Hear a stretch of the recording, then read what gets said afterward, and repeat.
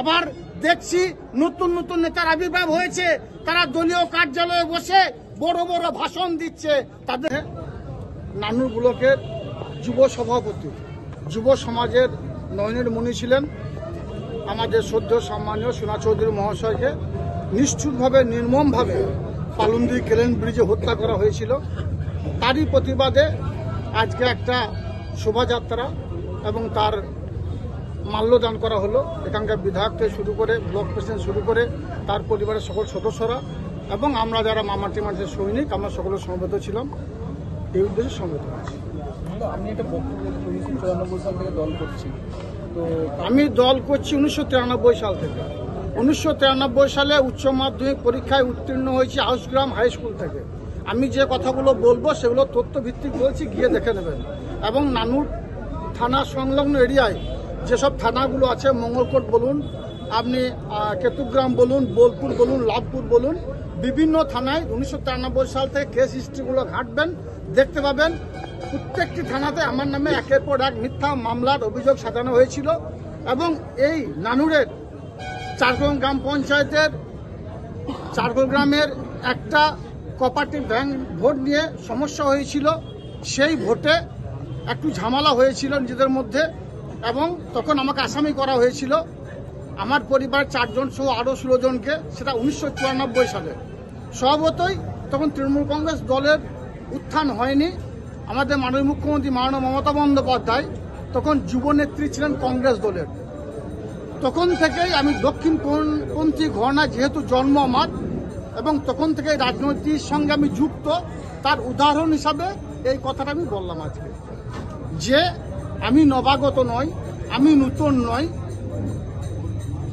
আজ থেকে 31 বছর আগে যার নামে মিথ্যা মামলা ছিল, এই 31 বছর ইতিহাস যদি আমরা ঘাঁটি তা দেখতে পাবো বীরভূম জেলার অনেক নেতামন্ত্রী হয়ে যারা বসে আছেন তাদের তখন জন্ম হয়নি।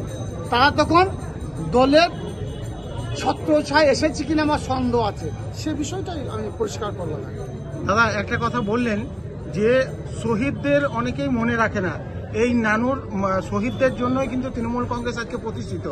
সেই জায়গাতে সত্যি কি আক্ষেপ মনে হয় যে সেই জায়গাটা রাখতে পারছে? অবশ্যই, যেহেতু আমি একজন শহীদ পরিবারের সদস্য, এটা আক্ষেপ হওয়ারই জায়গা। কারণ নানুরের 11 জন সুপ্রিয় শহীদ হয়েছিল। আমাদের মাননীয় মুখ্যমন্ত্রী মাননীয় মমতা বন্দ্যোপাধ্যায় প্রত্যেকের কর্মসংস্থানের ব্যবস্থা করেছেন। তারপরে যে 16 জন শহীদ হলো, তাদের কথা কে মনে রেখেছে, কারা মনে রেখেছে? কেউ মনে রেখেছে বলে আমার মনে হয় না।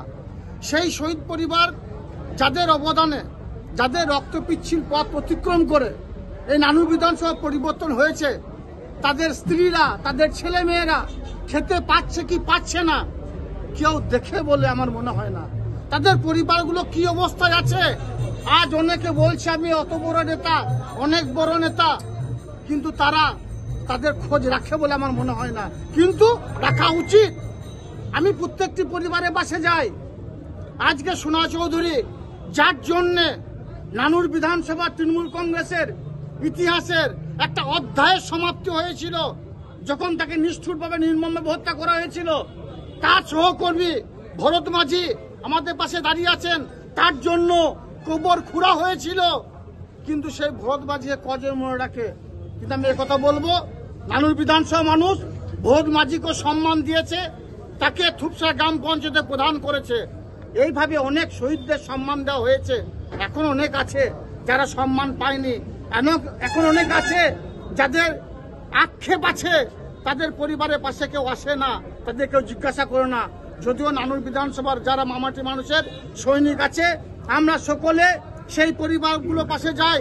যেদিন তাদেরকে শহীদ করা হয়েছিল, যেদিন তাদেরকে নিষ্ঠুর নির্মমভাবে হত্যা করা হয়েছিল, যেমন আজকে এসেছি সেইভাবেই সেই পরিবারগুলোর পাশে আমরা যাই। আমার আক্ষেপের বিষয় একটা, আমিও শহীদ পরিবারের সদস্য, আমারও বাবাকে খুন করা হয়েছে, আমার 2 দাদাকে খুন করা হয়েছে। কিন্তু অনেক জেলার বড় বড় নেতা আছে, তারা নিজেদেরকে বড় বড় নেতা বলে দাবি করে। তারা বলেন নানুরে এই করেছি, ওই করেছি। তাদেরকে বলবো একটু খতিয়ান সাবমিট করতে। আবার দেখছি নতুন নতুন নেতার আবির্ভাব হয়েছে, তারা দলীয় কার্যালয়ে বসে বড় বড় ভাষণ দিচ্ছে, তাদেরকে বলবো তোমাদের ব্যাকগ্রাউন্ড গুলো একটু তুলে ধরার চেষ্টা করবে।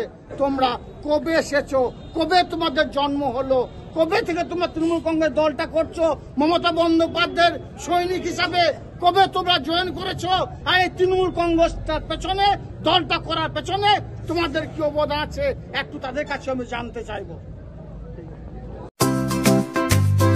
নতুন মোবাইল কিনবেন ভাবছেন? সম্পূর্ণ জিরো ডাউন পেমেন্টে পেয়ে যাবেন একেবারে নতুন মোবাইল। মাত্র 7,000 টাকা থেকে শুরু করে 1.5 লক্ষ টাকা দামের অবধি মোবাইল পেয়ে যাবেন বোলপুরের নিউ ইন্টারনেট ইলেকট্রনিক্স মোবাইল শোরুমে। এখানে থাকছে বিভিন্ন নামি দামি কোম্পানির মডেল, যেমন nothing, Motorola, iPhone, Oppo, Vivo, Realme, Redmi, iQOO ইত্যাদি।